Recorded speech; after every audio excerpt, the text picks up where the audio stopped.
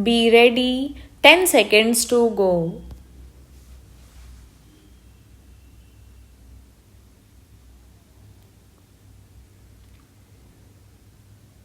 Start. Mr. Deputy Speaker, I stand to congratulate the Finance Minister and his colleagues for presenting a very well balanced budget for the year 1997-98. As we all know that the budget shapes the economy of the nation. The budget has also an impact on the economy as a whole. This budget, I think, definitely gives incentives, serves as an all time booster in every sector of our economic life. The finance minister had waged war against inflation some months back, and we saw very good results, and inflation is now a matter of the past. Now, the finance minister is waging war against the recession in some sectors to build economy and to save the labor from the difficulties arising out of it. He has given orientation to this budget for all round growth and incentive to the people to renovate their machinery so that government does not reach at that level as to take over such sick undertakings and then try to run them by investing huge amounts. The priorities have also been very well laid looking to the assurances given every time that there will be at least 5% growth. We and the opposition have been very much worried because of the unchallenged growth of unemployed people, whether they are educated or uneducated. All care has been taken that a large number of industries could be established not only in the private sector but also in the public sector or by expansion of existing industries so that maximum number of people could be absorbed. The base of our economy is agriculture. Agriculture should have its root not depending on rains, but it should have irrigational facilities and electricity all the time to use whenever required.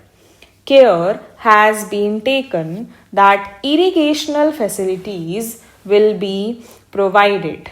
No doubt it will take a little time.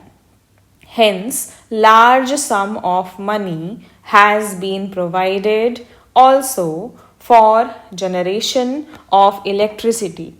This it is hoped that it will be useful both for agricultural production as well as production in our factories. We were very much worried about the stabilization of prices. The economy of our economy depends very much on maximum of exports and minimum of imports. We export in terms of crores of rupees worth ready made garments. our textile mills were producing superfine and fine cloth, as also the handloom as well as the power loom cloth.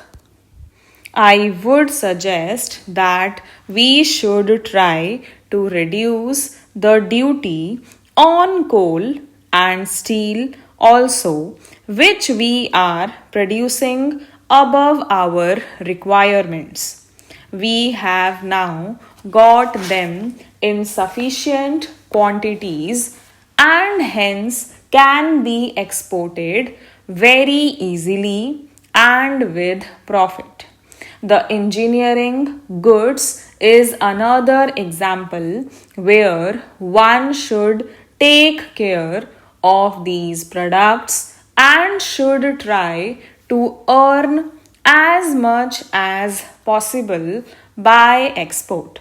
Now, about direct taxation, I feel that the taxes on corporate sector have been scientifically put in this budget, and I am sure the businessmen who were trying to manipulate books of accounts to save more money, which created more black money, will surely behave well. But the finance minister will have to be careful in seeing that when these taxes have been reduced from 77% to 66%, these businessmen behave well, and if they do not behave well, a heavy hand should fall on them. I expected some relief for the middle class people. Today, under the Employees State Insurance Scheme, a person drawing rupees 1000 has now been taken under its fold and get the medical relief benefit under the scheme. As also, since the value of the rupee has gone down, I am suggesting that the exemption limit of rupees 18,000 should be raised to rupees 22,000. The finance minister, in his speech, has admitted that by raising the limit to rupees 18,000, income tax department has not collected less amount, rather the collections have gone up. By increasing this limit, he will not lose much revenue, but the salaried class will get immense relief. It is good that the finance minister could understand that misuse of concession to Hindu undivided family.